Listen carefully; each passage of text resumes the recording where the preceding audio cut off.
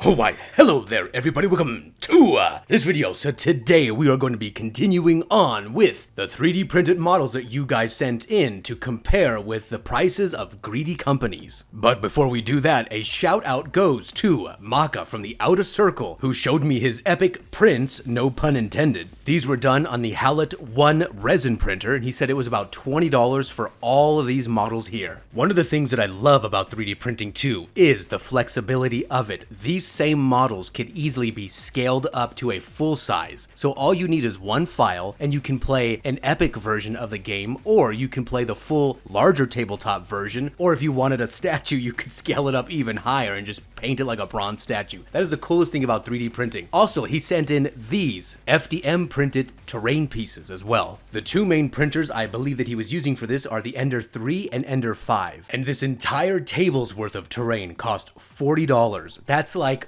one tiny piece from Games Workshop. Here is also a Space Marine miniature next to this terrain for scale. Now the last terrain piece from my good man here is going to be the Egypt in space terrain. I actually like the way that this one came out really good. Again, this was printed on an FDM printer, his Ender 3 and 5 I presume, and it was only $30 to complete the entire set. Not bad at all. Alright, let's go ahead and kick this off with some metal boxes. Here we have the Hellbrute. This one is armed with the Girl Tickler, and he comes in at $54. Now, from the Space Mace 69 side of things, we have Hyde 2627, who printed these bad boys up on a longer orange 10. I've never even heard of this resin printer before. These were $3 each. Not too shabby. He also said that he magnetized the arms so you can swap the girl tickling bits. Now, if you're dead from those jokes, now it's time to put you in an ironclad Dreadnought. This bad boy is as thick as his price. $58. Now, I love this Dreadnought, but I love my $58 more. Alright, Space Mace 69, don't fail us. What can you do in place of the Ironclad? Ooh, what's that? The Iron Chad. We have Happy who sent this in. He printed it on a Resin Creality printer, and $5 for this bad boy. Whoo-wee! Now that's a price I can get behind. Sorry, Clad. Gotta go with the Chad. Next up, we've got the Canoptek Wraiths. These are the sad attempt at making new Necron units. The old Wraiths were far better because I'm a biased asshole. These go for $55 for 3 Canoptek Wraiths. Space Mace 69, take it away for us, boy. And oh, would you know, we've got Happy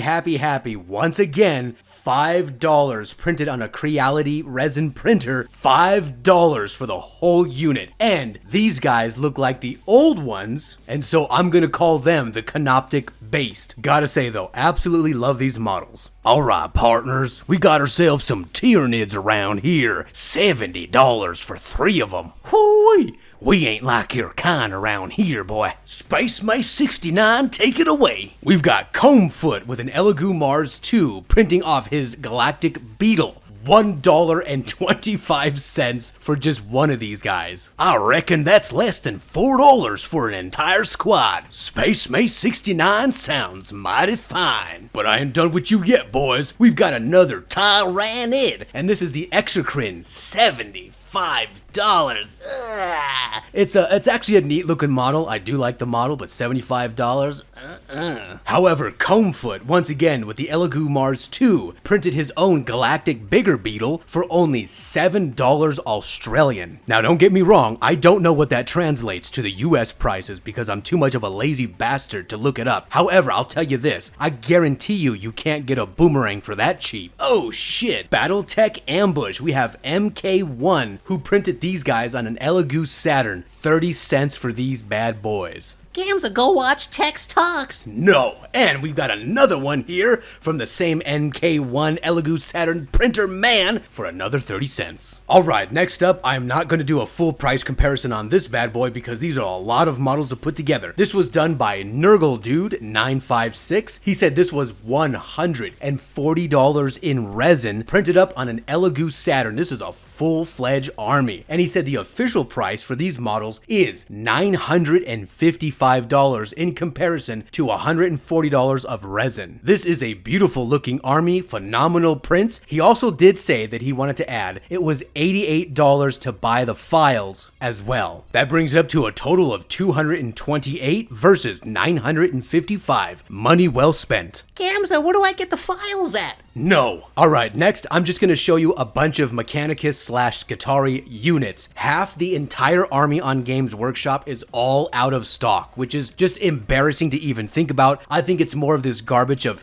fear of missing out. It is a psychological trick that companies do where they create a false scarcity in hopes that you will buy more given the opportunity. Now, I understand trying to make your product more sellable or more appealing, or even having like exclusive deals and stuff like that happens once in a while. I don't have a problem with that. I think that's just normal business practice. However, the extent to which Games Workshop appears to be going in this direction is absolutely absurd. It's more than doubling down on it. It's like quadrupling down on it, essentially trying to cultivate like this fear inside of you, hoping that once this product comes back online, so to speak, that you will be willing to just drop all your credit cards onto it and buy like a whole army, so that way you actually have all the models you want. Once again, a fear of missing out. This is why I absolutely love 3D printing, because it puts the power back into the customer's hands and gives him options, where companies that try to do these dirty practices can no longer win, because they then no longer have a monopoly of being able to decide whether you get to play or not